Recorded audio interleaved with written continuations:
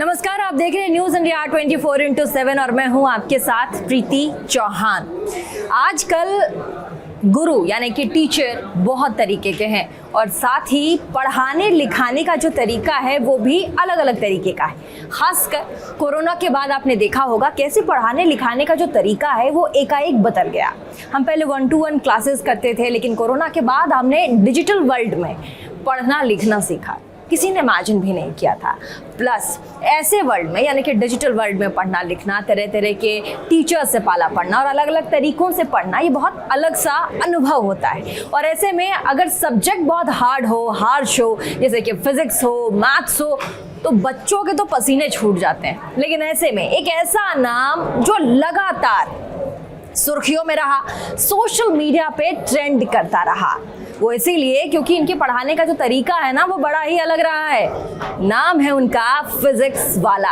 और कहा जाता है कि फिजिक्स वाला जहां भी होते हैं बच्चे कहते हैं फिजिक्स वाला है ना, फिजिक्स तो निकल ही जाएगा। हालांकि मेरा फिजिक्स तो बड़ा खराब रहा है। ऐसे में सबसे पहले स्वागत है आपका अलक पांडे जी। फिजिक्स वाले के नाम से आप काफी पॉपुलर हैं और साथ ही आप जिस तरीके से बच्चों को पढ़ाते हैं वो बहुत ही अलग है, नायाब तरीका है। तो सबसे पहले अलक जी का स्वागत हमारे चैनल में। और साथ ही मैं आपसे जानना चाहूंगी कि ये जो फिजिक्स वाला नाम पड़ा आपका, ये आपने खुद ही रख लिया फिजिक्स वाला कि मैं फिजिक्स पढ़ाता हूँ इसीलिए फिजिक्स वाला मेरा नाम होना चाहिए, या फिर इसके पीछे का कोई लॉजिक है? इसके पीछे का लॉजिक ये है कि 3rd ईयर में कॉलेज के हम कॉलेज छोड़ रहे थे और कॉलेज ड्रॉप आउट हैं, तो उस समय बैठे थे एक जगह पे चाय पी रहे थे कानपुर में। तो हमारी बहन आई थी, बोली क्या अलग तुम कॉलेज छोड़ रहे हो, क्या करोगे, चाय वाला बनोगे क्या? उसका नाम था चाय वाला, जहाँ चाय पी रहे थे। तो हमारे दिमाग में स्ट्राइक कर गई थी वो बात, रोज चुपती थी रात में, चाय वाला बनेंगे, चाय वाला। कैसे चाय वाला भी ऐसे आजकल बहुत बड़े हो गए। तो हमने कहा चाय वाला नहीं बनेंगे, फिजिक्स वाला बनेंगे, फिजिक्स पढ़ाते हैं। ये बात अलग है, हम लोग physics chemistry, math, physics chemistry, bio, IIT, JEE, NEET, NDA अब सबकी तैयारी कराते हैं, पर नाम आज भी पुराना जुड़ा हुआ है तो फिजिक्स वाला ही है। कॉलेज ड्रॉप आउट, कॉलेज छोड़ दिया आपने, कॉलेज में पढ़ाई नहीं की आपने, उसके बाद भी फिजिक्स पढ़ाते रहे, इसके पीछे का लॉजिक? नहीं, बात यह है कि फिजिक्स तो हम क्लास 8 से पढ़ा रहे हैं। क्लास 8, क्लास 9 में कोचिंग पढ़ाना स्टार्ट कर दिया, क्लास 11 में कोचिंग पढ़ाई, कॉलेज में जाके भी फर्स्ट ईयर। तो फिजिक्स तो पुराना प्यार है, चलता रहा साथ में, तो कॉलेज कैसे कोई लेना देना नहीं। हमें लगता है कॉलेज बीच की सौतन थी जो बीच में आ गई। फिजिक्स तो मेरा असली मतलब प्यार वही था, तो कॉलेज बीच में आ गया था। लग रहा था मैकेनिकल इंजीनियर बनेंगे, इंजीनियरिंग करेंगे, बिल्डिंग बनाएंगे, ये करेंगे, वो करेंगे, कार बनाएंगे, पर वहाँ कुछ पढ़ाई नहीं रहते कार और बनाने लायक।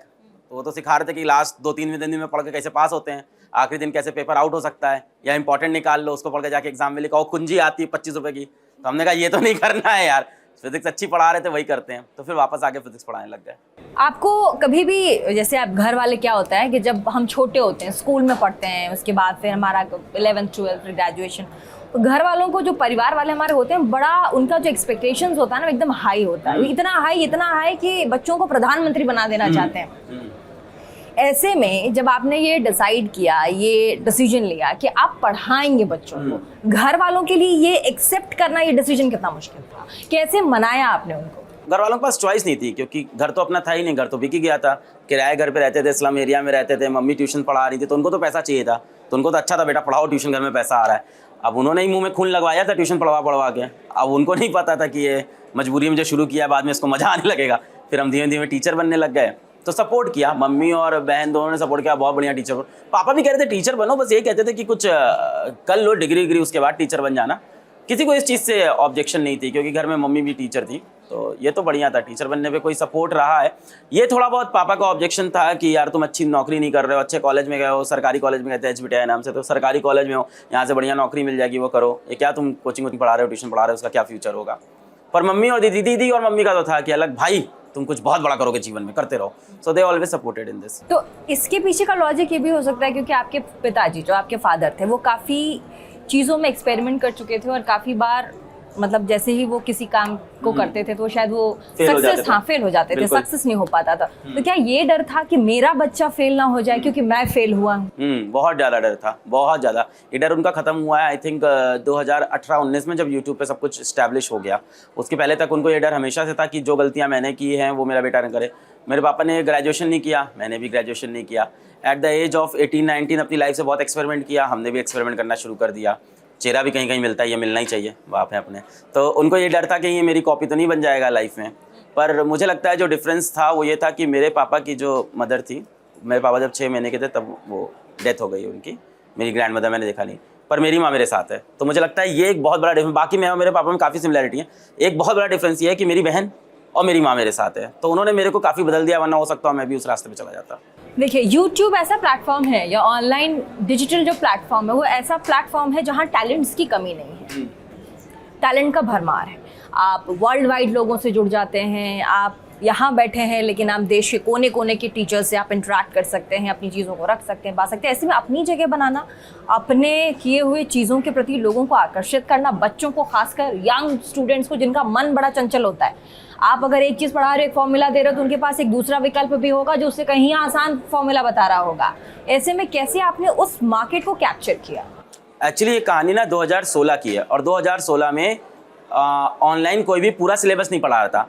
तो कोई भी कंपनी आती थी, वो 5 मिनट का वीडियो डालती थी कि देखो हम ऐसा पढ़ाते हैं, अब तुमको पूरा पढ़ना है तो आओ हमारे ऐप में, आके हमारे ऐप में 50,000 रुपये दो, पूरा पढ़ लो। ये 10 मिनट का वीडियो देखो, मज़ा आने लगा, अब आ जाओ ऐप में पढ़ने आगे का। तो ये नहीं किया। मैं 2016 में जब यूट्यूब पे आया तो अभी तक किसी ने पूरा फिजिक्स और पूरा केमिस्ट्री कंटेंट फ्री में नहीं डाला था। मैंने पूरा content class 11th, class 12th, JEE NEET का कंप्लीट फिजिक्स और केमिस्ट्री का आधा पोर्शन फ्री में यूट्यूब पे पूरा पढ़ा दिया था। तो मुझे कभी भी ये नहीं हुआ कि बच्चों को अपनी तरफ अट्रैक्ट करना था। There was no one who was giving this much of free education on YouTube for free. आप सब दे रहे हैं। जैसे ही फिजिक्स वाला एस्टैब्लिश हुआ, 1 मिलियन सब्सक्राइबर हिट किया, उसके बाद बड़ी बड़ी कंपनियों ने क्या किया कि अब हम भी फ्री पढ़ाएंगे। पता नहीं अचानक से सबने अपनी लैंग्वेज बदल ली। मैं हमेशा बोलता हूँ बच्चों से कि आप हो तो हम हैं। अब सब लोग यही कॉपी कर लिए, बोलते हैं आप हो तो हम हैं। तो सबने एक्चुअली ये आइडिया कॉपी करना स्टार्ट किया। मेरे लिए कभी भी ऐसा नहीं था, बच्चों को ग्रैब करना पड़ा। मैं जब ऑफलाइन में था तभी वहाँ पे भी वायरल टाइप के टीचर था, तो वहाँ पे भी मेरी फिजिक्स बच्चों को पसंद आती थी। बस मुझे ऑफलाइन में ये लिमिटेशन थी कि ये बात सारी जनता तक नहीं पहुँच पाएगी, और ऑनलाइन में आया तो वो बात जनता तक पहुँचने लगी। तो कभी ऐसे जानबूझ के कोशिश नहीं करनी पड़ी कि बच्चों को अट्रैक्ट करना है। और ये भी है, मैं कहना चाहूँगा कुछ टीचर के पढ़ाने का तरीका अलग होता है, सीरियस होता है, उसको रहने देना चाहिए। कभी भी जानबूझ के कोशिश नहीं करो कि बच्चों को अट्रैक्ट कर ले। दिख जाता है सामने, वो और बेकार लगता है। इट सीम्स लाइक डल।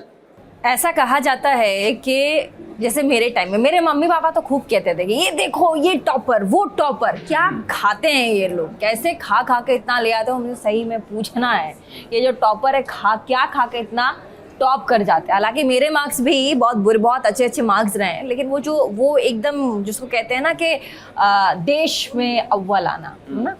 क्या कहेंगे, क्या खा के बच्चे ऐसा कर जाते हैं, और क्या आप बोलेंगे उनको, सजेशन देंगे कि भाई ये खाओ और तुम टॉप कर जाओगे?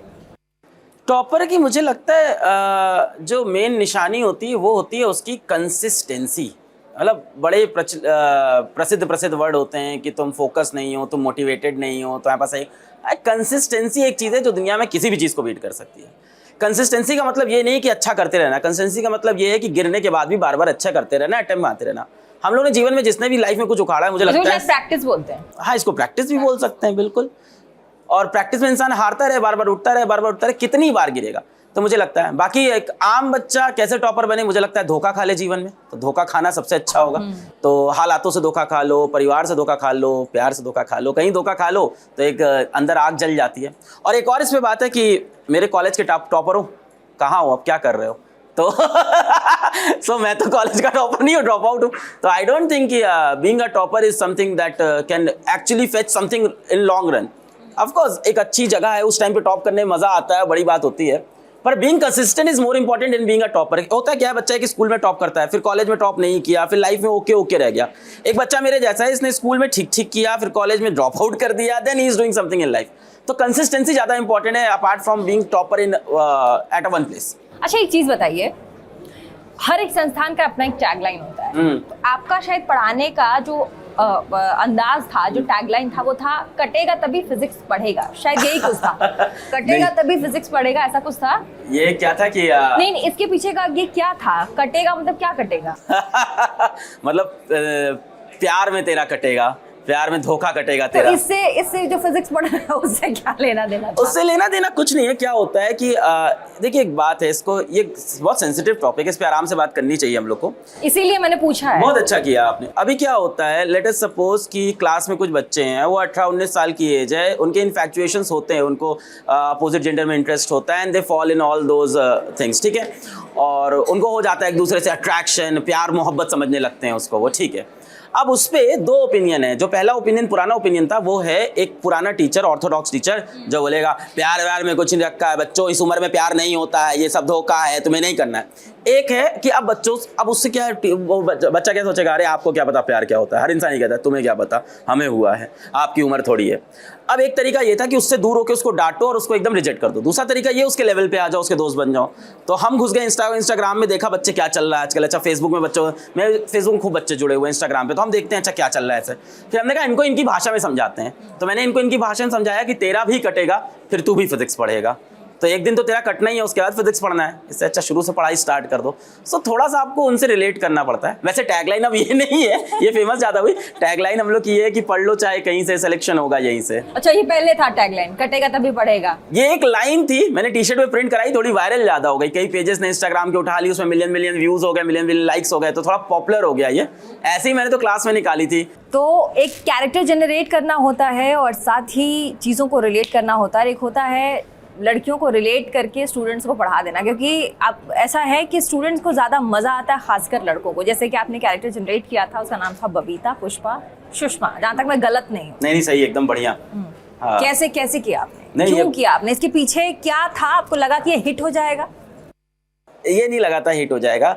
हुआ क्या कि जैसे हम सारे आम पुरुष हैं भारत के, तो हमारी आदत होती है लड़कियों के ऊपर कटाक्ष करना, और नहीं होनी चाहिए, गंदी चीज़ है। मैं नहीं कह रहा कि अच्छी चीज़ है, आई डोंट प्रमोट दिस। पर लोग बोलते हैं मैं फेमिनिस्ट हूँ, पर क्या करें, हम लोग पढ़े ही ऐसे माहौल में, बड़े ही ऐसे माहौल में हुए। अगल बगल वो सुरेश अंकल, नक्कू चाचा जो हमेशा बीवियों का मजाक उड़ाते थे, और टीवी पे भी ऐसे शोज आते हैं, तो आप उससे ही प्रेरित होते हैं। तो कहीं ना कहीं मैं भी कुछ जोक्स मारने लग गया था लड़कियों के ऊपर। तो मेरी बहन ने एक दिन कहा कि यार तुम लड़कियों की तरफ से भी जोक किया करो लड़कों के ऊपर। हमने कहा बहुत अजीब लगेगा।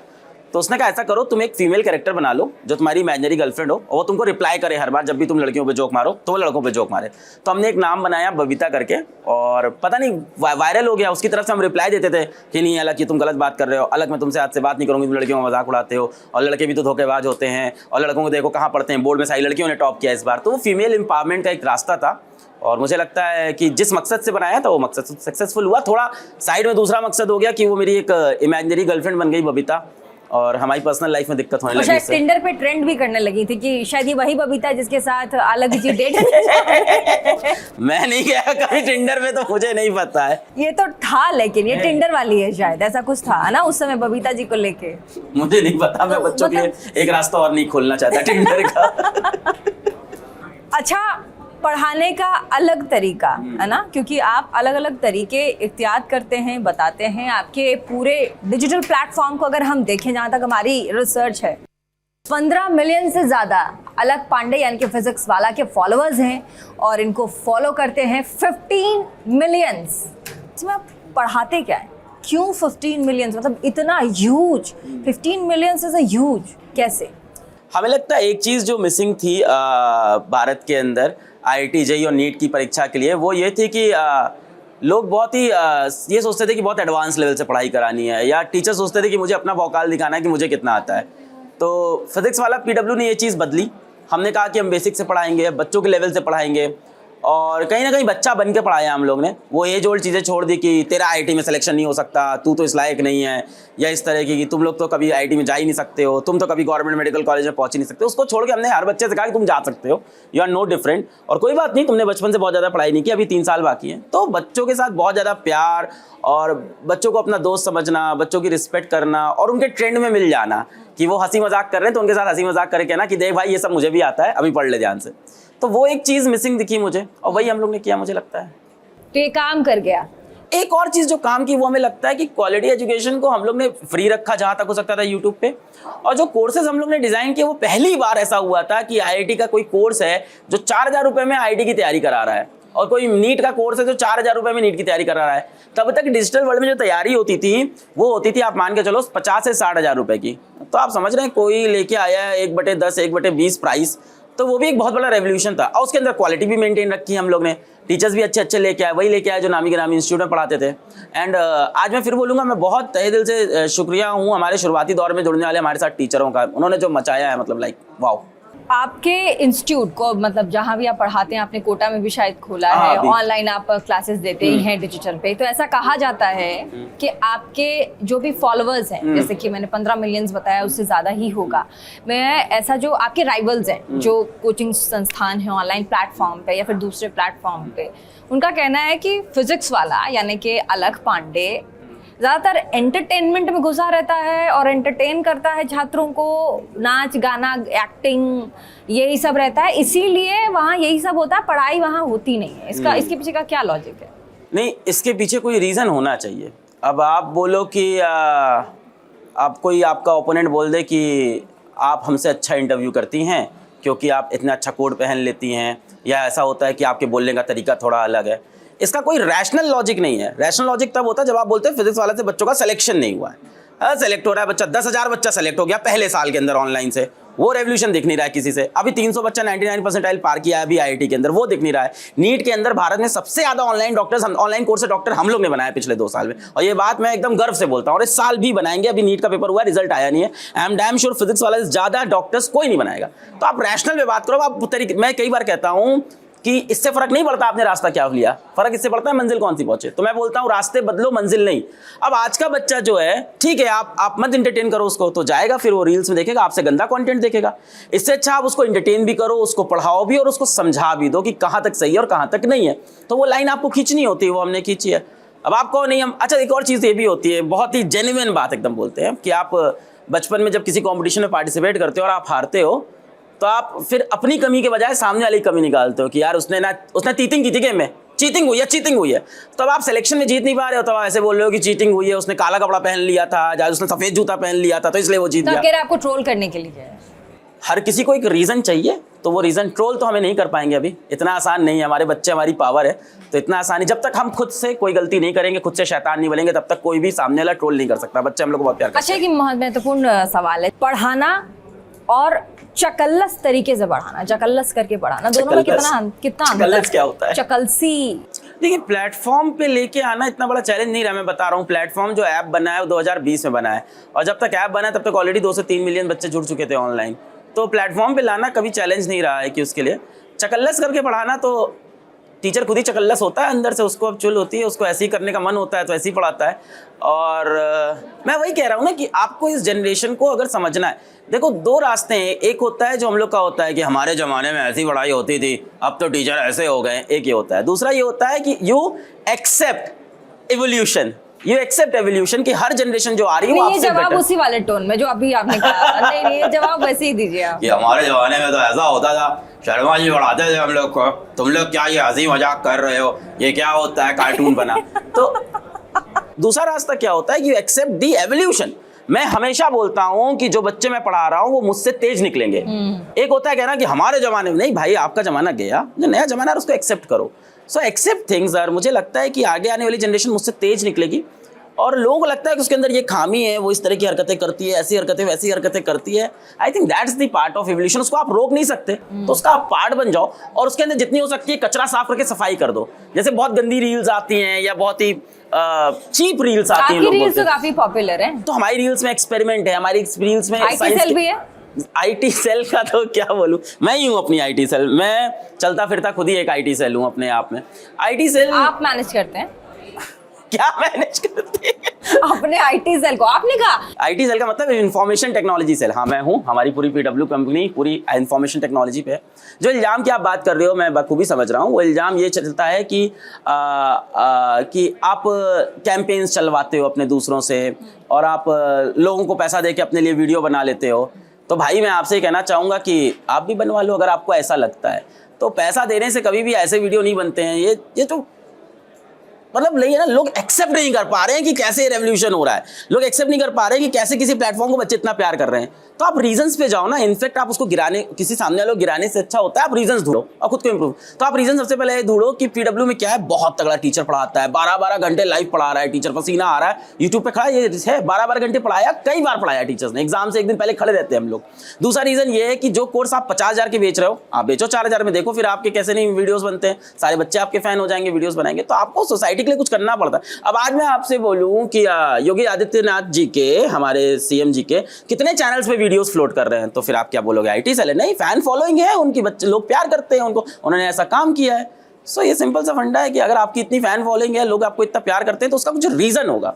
इंस्टेड ऑफ ये कहना कि आपने ऐसा कोई रास्ता चुना अच्छा, है। तो ये तो बातचीत हो ही रही है, लेकिन मोटिवेशन पे बात करना बहुत ज़रूरी हो जाता है, क्योंकि हमारे कई यूथ हैं, हमारे बच्चे हैं जो तैयारियां कर रहे हैं, चाहे वो कोटा हो, ऑल ओवर इंडिया में हो। और ऐसे में जब हम पढ़ते हैं और हमारे पास अखबार आती है, ख़बरें आती हैं कि फला बच्चे ने आज सुसाइड कर लिया, और सुसाइड नोट में ये लिखा था कि प्रेशर झेल नहीं पाते और इसीलिए सुसाइड कर लिया है।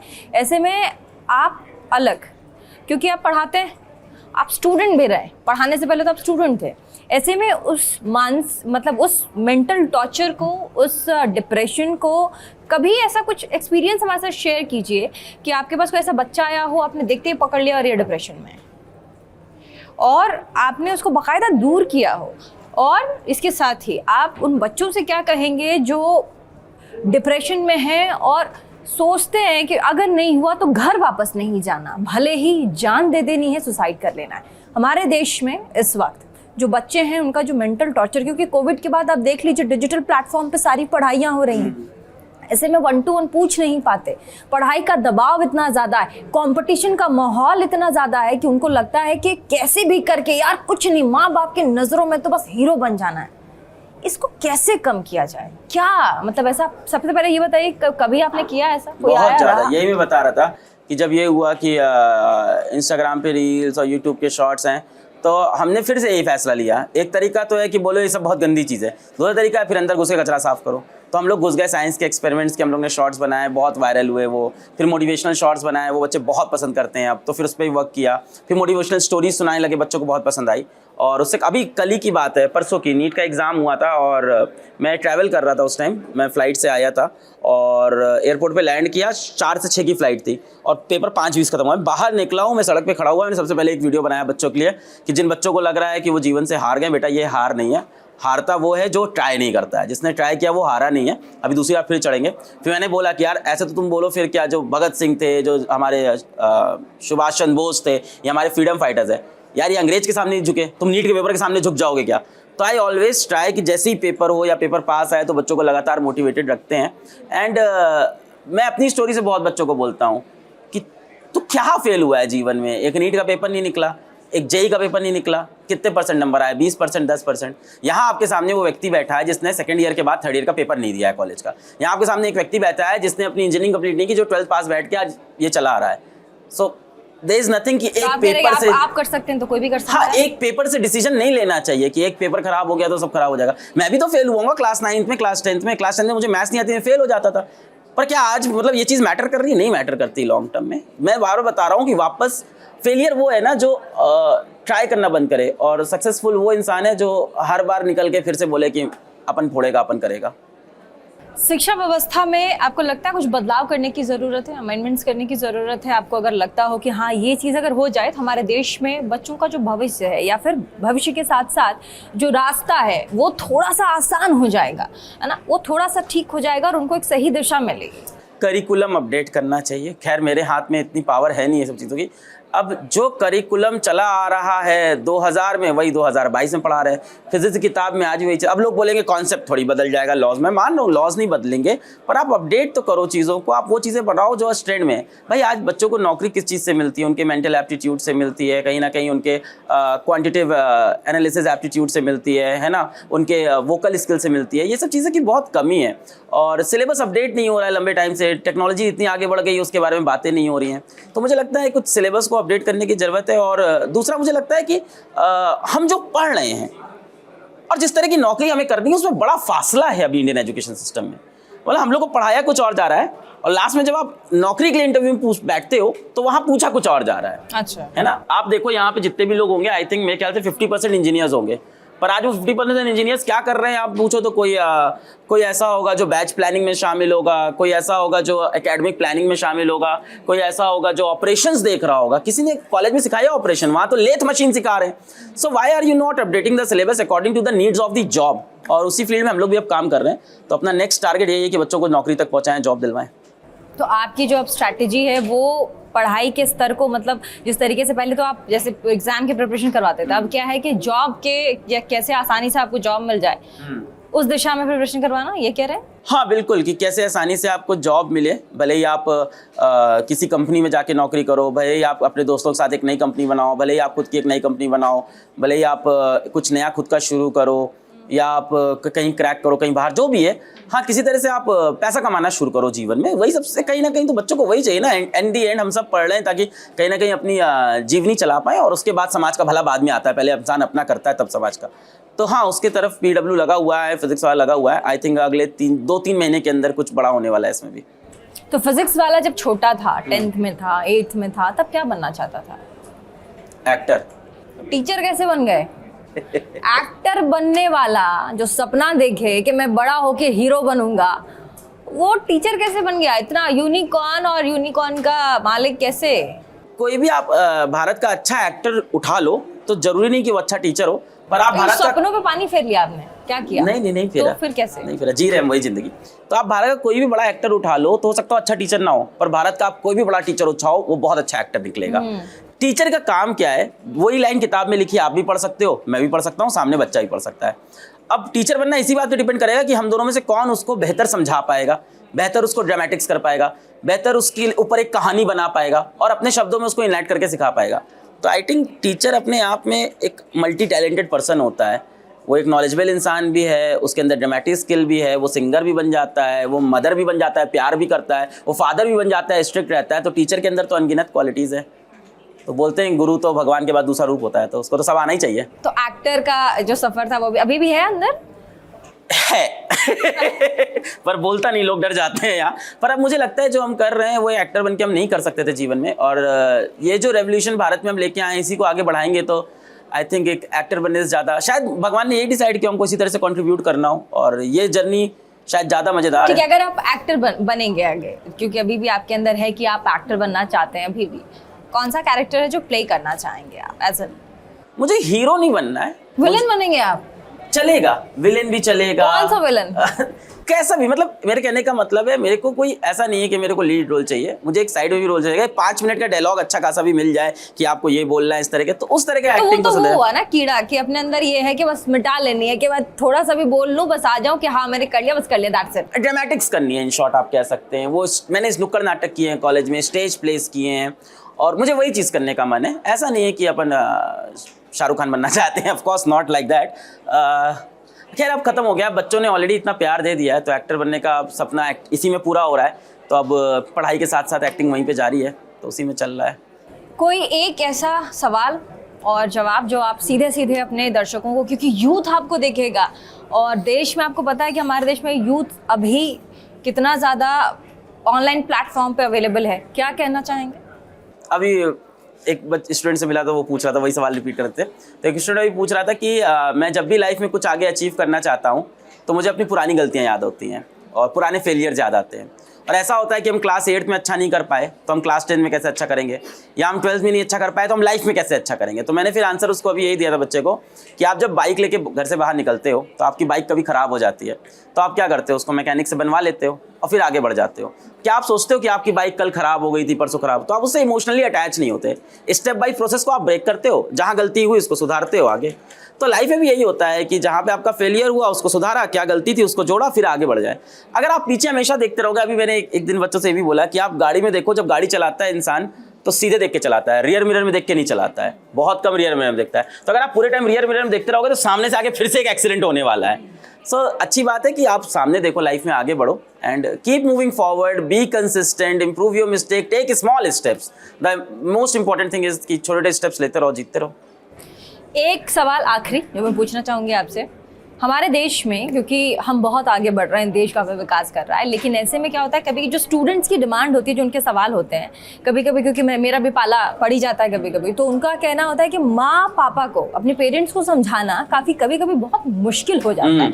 और ये सब छोटे स्तर, मतलब बहुत ही निचले तबके के लोगों की बात नहीं है, काफ़ी हाई प्रोफाइल घरों में भी वो बच्चे माँ बाप को समझा नहीं पाते, पेरेंट्स को कन्विंस नहीं कर पाते। ऐसे में आप एज एन टीचर, क्योंकि आप इतने बच्चों से हर रोज़ इंटरेक्ट करते हैं, लाखों बच्चों से, ऐसे में क्या कहेंगे आप उन पेरेंट्स के लिए?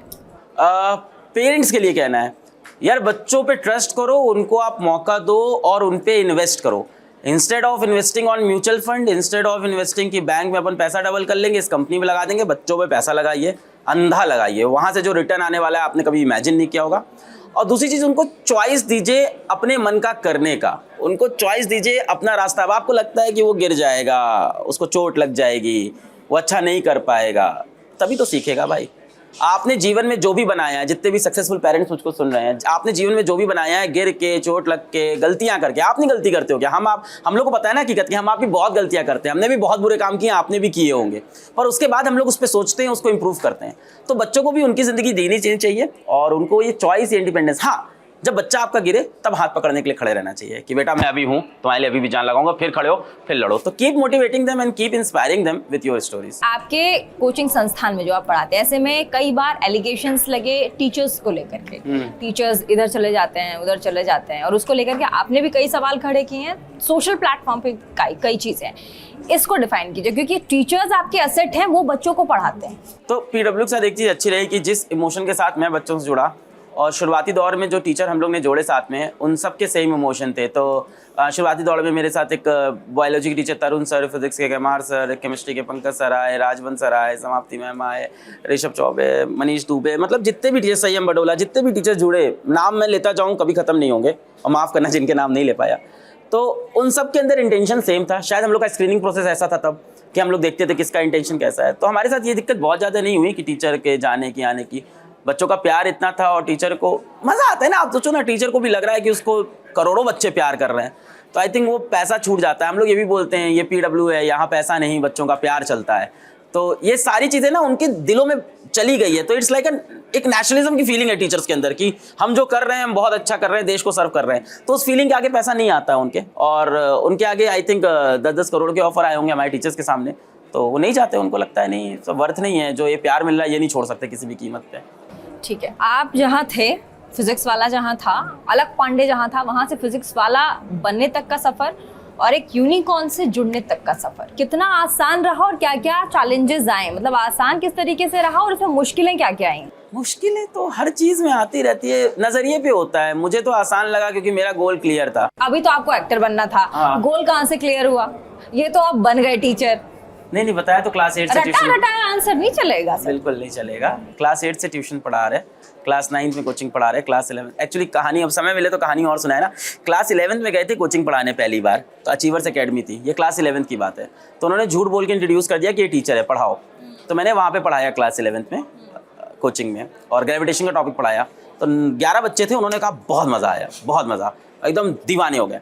और सबसे बड़ी इसमें बढ़िया बात यह है कि उसी टाइम पे स्कूल में मैंने प्ले किया, और मैं रोल प्ले कर रहा था मार्क एंटनी का, बहुत ही फेमस कैरेक्टर है, और 250 लोगों की भीड़ ने ताली बजाई।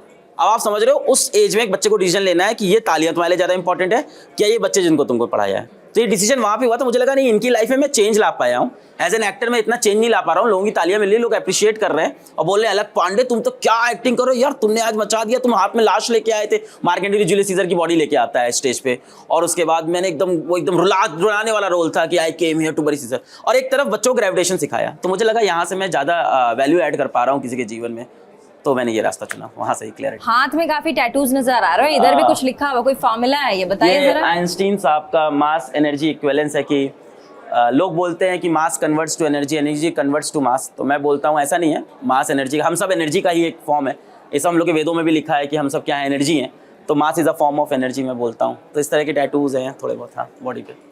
तो चलिए, ये थे हमारे साथ अलग पांडे यानी कि फिजिक्स वाला, जिन्होंने अपने जर्नी के बारे में बताया, साथ ही ये बताया कि कैसे आजकल के बच्चों को, क्योंकि डिप्रेशन किस कदर हावी है यूथ पे ये हम सब जानते हैं। ऐसे में अलग पांडे जिन्होंने अपनी एक छवि बनाई है, अपना इनका रुतबा है ऑनलाइन क्लासेस में, साथ ही अभी कोटा में भी इन्होंने क्लासेस स्टार्ट किए हैं। तो ऐसे में बहुत बड़ी बात है, और यूनिकॉर्न तक का सफ़र तय करना, क्योंकि बहुत ही ज़्यादा मध्यम वर्ग के परिवार से अलग खाते हैं, जहाँ पर फाइनेंशियल प्रॉब्लम यानी कि आर्थिक तंगी बहुत ज़्यादा थी। और ऐसे में इस रास्ते को चुनना जहाँ पे आपको पता नहीं है कि कल क्या होगा, फ्री में पढ़ाना, फ्री में कोचिंग देना और आगे बढ़ना, और इस कारवां को यहाँ तक लेके आना जहाँ पर हर रोज़ अलग के इंटरव्यूज़ होते हैं। ऐसे में आपका बहुत बहुत शुक्रिया अलग, आपने टाइम निकाला हमारे चैनल के लिए और अपनी बातें शेयर की, और साथ ही जो यूथ है उनको काफ़ी कुछ बताने की भी कोशिश की। और एक चीज़ जो मुझे अच्छी लगी है इस अलग जी के इंटरव्यू में, कि अगर अलग कर सकते हैं, क्योंकि इन्होंने कॉलेज भी पास आउट नहीं किया, कॉलेज के बाद कॉलेज इन्होंने